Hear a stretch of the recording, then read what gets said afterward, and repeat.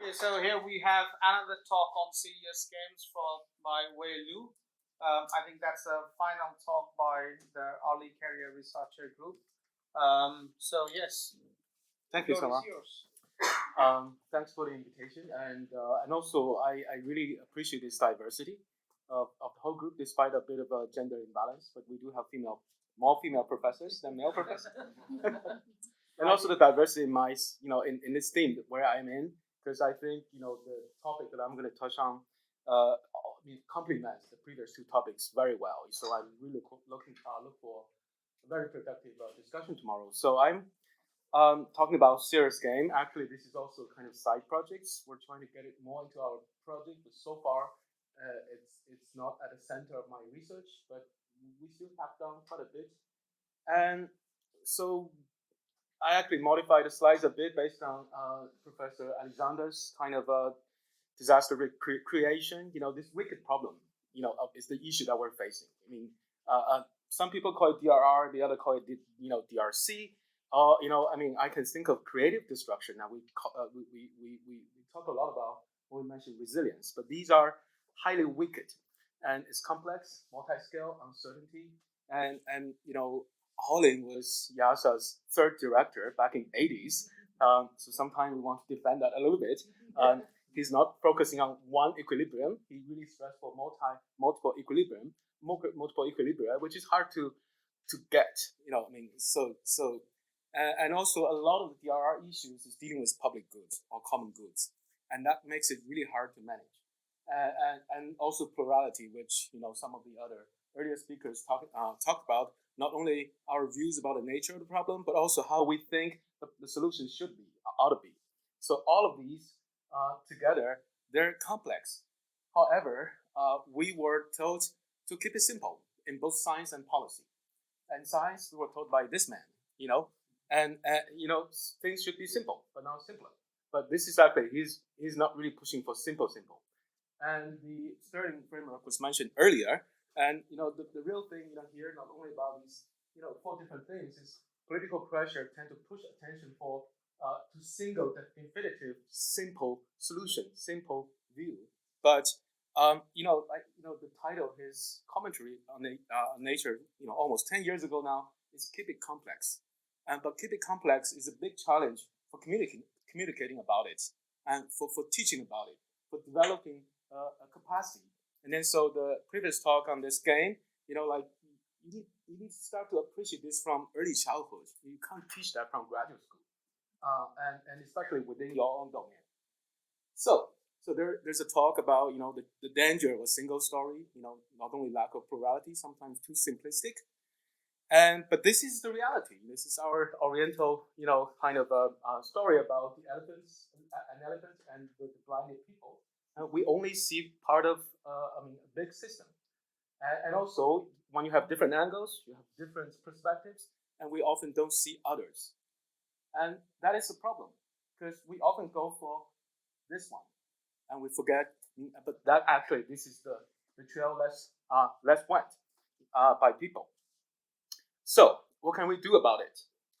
And so, basically, we need a new means of thinking. Keep it complex, but it's very hard to teach people how to think in complexity. It's a new way of thinking. It's very quite different from the mainstream education that we're having globally, not just in Western society. Even now, going to kind of the East and the South, the global South as well. And so we need tool. So one such tool that I would say that we're trying is game. Because playing a game is fun. Well, if you make it fun, you can really make people suffer by playing a game. You don't do that well. So it's a voluntary attempt to overcome necessary obstacles if you make it well.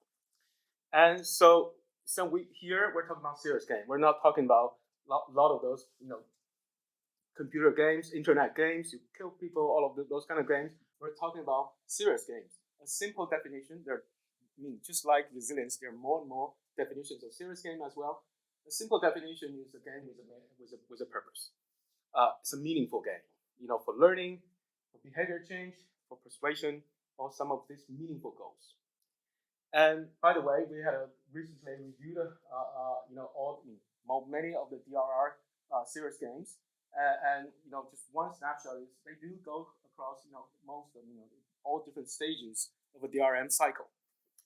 But today I'm going to talk about mostly one game and a little bit of a couple other attempts that we're trying. Games can be used for education, for collaboration, for participatory decision making, for conflict resolution, and to integrate problem solving with social relations and getting people together. That was my question for the previous talk. Because besides the hard skill, can we put more of these kind of interacting? Because in the real world, we interact with real people, and so that is the complexity we face in reality, and that if you can build into the uncertainty that we may face in reality into game, that's better. And game can help you explore uncharted territories, and this is one of the games where I'm going to talk about forest at risk. I call it a social ecological resilience game. Sometime when I have to go to a climate adaptation workshop, I would change that into a climate adaptation game. Okay. Yes, this is very resilient. It's very, it's diverse. And so exactly based, has a lot to do with my personal research experience in the Eastern Himalayas in the last 15 years. Highly biodiverse, but poor communities, disaster hotspot and biodiversity hotspots. And so my study area experienced this earthquake 11 years ago, killed 80,000 people. I was studying wildlife, and then I get into DRM as well. And so, these things are really, but then I learned about this, forest game, which was part of an NSF project. And I try to introduce the disaster risk into this forest game, which involves common pool resources management. The game is actually quite simple. So you have a piece of forest shared by this community. Usually we put 8 households there.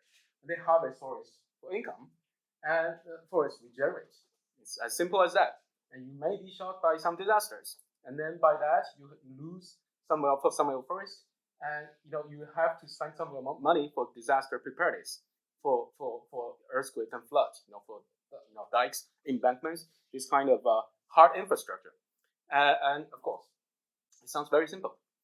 And the game process is also very simple. You have to first look at your disaster information, and then you decide how many timbers you cut, and then you can monitor the others, and you see and then in the result session you see how much forest is left in a community, and you can monitor others, and then you make a decision about whether you put money for education, whether you do sanctions for people who might violate some certain rules that you don't like, and all of this, your investment into DRM. The profit is very simple. I think any free grade, kids. My son is 9 years old. He can do this very well, just by himself. But that's a trick. In fact, it's not easy. At least in design, we built into at least one public good and 2 common pool goods there. If I start to tell the players, oh, by the way, this game has theories of a Nobel Prize winner, and they probably wouldn't think so. But usually at the beginning, we show them a very simple kind of calculation math. And of course, I think common pool resources management is already complex enough, but we're shocking them with uncertainties, and that they don't have a prior curve of probability. So, and there are rules that they can communicate only 3 times during a game. We usually play 10 rounds, and they can pick up their goals. So this is not a finite game that the people who have more trees of income win. So they define what matters for them for each of the group.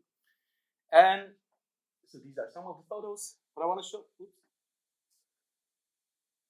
I didn't mean to do this. Anyway, so these are some of the community forest outcome. I don't know why it happened, but I want to show that some of the we got about 40 sessions going. These are about 10 of them. So we do have scenarios where players could keep it sustainable. So it's always almost 99. We have scenarios where players could work out with something so that they can come back. I call the first one sustainable. This one resilient. And things like this collapse. And the nice thing is every time you play a new game, we can show you the previous one, so you know where you are. If you collapse, don't worry, you are not alone. If you were resilient, we can test whether you were able to come back like bounce back after 6 round or earlier. Because usually, if you're below 50, I mean, after the third or fourth rounds, you're down. There's some regime shift idea over there that we can learn from. And so one example I'm showing, which we did this in Kathmandu, and you can see plurality is here. We ask them to set up their different goals, very diverse goals. Or if you see it from different 8 players, and we monitor trust after at the end of each round. We ask them to give give a judgment of the trust that they have in this community, and it's kind of messy, but generally in that specific game round, the trust was eroding. And then you can imagine where they are. And actually, this was that case. We are accumulating more cases. There's a lot of data here that we are mining a little bit to try to figure out. But the real thing, I'm not here using this game as an experimental economics game. It's already too complex than the usual experimental economics game is. But it's really for learning, for communicating, and for capacity developments so far. So game is a metaphor of reality and for complexity. And in here we try to integrate. So this game is never used standalone. Shouldn't be used standalone. It should be used together with other modules, and so that you can better appreciate what is complex adaptive system. That community together is one, together with their trees. The uncertainty, especially on regime shift, what is social resilience, because the erosion of trust really caused a lot of communities to collapse, and also relative to the hard skills and many other kind of tools help us accumulate. This one is really for social soft skills, coordination, communication, negotiation, leadership, which we don't get educated in our classrooms. And so we're also trying to turn this into a pedagogical study. And the purpose is to look at how meta models could be enriched, form of useful model, learn about the nuance of management. And so this is one example of student did before, like this, running the game together with other students. This is after. So we're doing this together with colleagues in NUS in Singapore. And so it's good because it's challenging. It keeps, we can keep the level of difficulty in the right level. So it's always quite in this flow channel. And it's immersion. There's a lot of emotions there. We got videos and of their discussions, and learning by doing. And it's fail safe. You can fail miserably here if it helps you go out and behave, perform better. So we do have other games which I will, by the way, I just, Finn was presenting this flood resilience project. This is a game we made in that project as well. And so we played the game in a lot of places. And the last one related to the collaborative modeling part is that we also use game as a policy exercise to test policies, these strategies to develop scenarios. And this is, I'm not doing this, but other colleagues are also using game in this kind of situation. I'm not sure. These are acknowledgements. I have to apologize to my collaborators. Their names appear on here. You can't recognize them.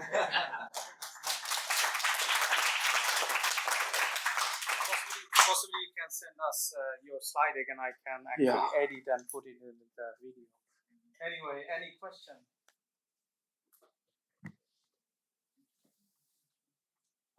Maybe not only to you, also possibly to the other session. Other speaker of this session.